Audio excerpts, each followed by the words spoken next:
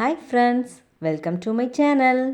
இன்றைக்கி நம்ம என்ன பார்க்க போகிறோம் அப்படின்னா, காரசாரமான வாழைக்காய் வறுவல் தான் பார்க்க போகிறோம். அதுவும் சிம்பிளாக 2-3 ஸ்டெப்ஸில் எப்படி பண்ணுறதுன்னு பார்க்கலாம். வீட்டில் இருக்க இன்க்ரீடியன்ட்ஸ் வச்சே எப்படி பண்ணுறது அப்படின்றத பார்க்கலாம் வாங்க. இந்த மாதிரி காரசாரமான வாழைக்காய் வறுவல்லாம் ரொம்ப மைல்டான குழம்போடு சாப்பிட்றதுக்கு ரொம்பவே டேஸ்டியாக இருக்கும். வாழைக்காய் வறுவல் எப்படி பண்ணுறதுன்னு பார்க்கலாம் வாங்க. ஃபஸ்ட்டு ஸ்டெப் என்னென்னா, தண்ணியை கொதிக்க விட்டு அதில் ஒரு 2 வாழைக்காய் போட்டிருக்கேன். கொதிக்கிற தண்ணியில் போட்டுட்டு இந்த மாதிரி கலர் சேஞ்ச் ஆகிற வரைக்கும் வாழைக்காவை வேக விடணும். ஒரு சைடு கலர் சேஞ்ச் ஆனோடனே இன்னொரு சைடு திருப்பி போட்டு கலர் சேஞ்ச் ஆக விடணும். எல்லா பக்கமுமே கலர் சேஞ்ச் ஆனதுக்கப்புறம் வெளியே எடுத்துடலாம். தண்ணியை வடிச்சிட்டு வெளியே எடுத்துகிட்டு இந்த மாதிரி கையிலே தோல் உரிச்சிக்கலாம். வாழைக்காய் அரை வேக்காடு வெந்திருந்தால் போதும்.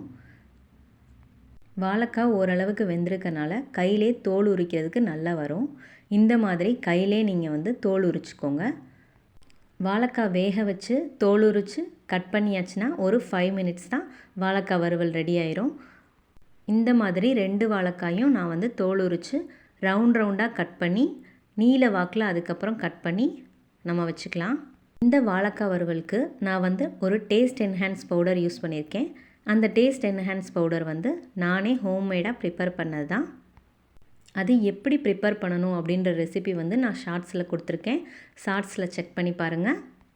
வாழைக்காய் கட் பண்ணியாச்சுன்னா இதில் ஒரு வேலையும் இல்லை. வெங்காயம் கூட கட் பண்ண தேவையில்ல. தாளிப்பு சேர்த்துடலாம். நெக்ஸ்ட்டு அடுப்பில் ஒரு பாத்திரம் வச்சு எண்ணெய் ஊற்றி கடுகு கருவேப்பிலை சேர்த்து தாளிப்பு போட்டுக்கலாம். அதுக்கப்புறமா நம்ம வேக வச்சு நறுக்கி வச்ச வாழைக்காவை அதில் சேர்த்துடலாம். சேர்த்து நல்லா கிளறி விடலாம். இந்த வாழைக்காவை நல்லா எண்ணெயிலே வதங்குற அளவுக்கு நல்லா சுருள கிளறி விடணும். இந்த மாதிரி நல்லா 30-40 செகண்ட்ஸ்க்கு நல்லா கிளறி விடுங்க. ஆயிலெல்லாம் எல்லா பக்கமும் படணும். அதுக்காக உங்களுக்கு ஆயில் தேவைன்னா இன்னும் கொஞ்சம் கூட ஊற்றிக்கோங்க. நான் ஆயில் கம்மியாக தான் யூஸ் பண்ணியிருக்கேன்.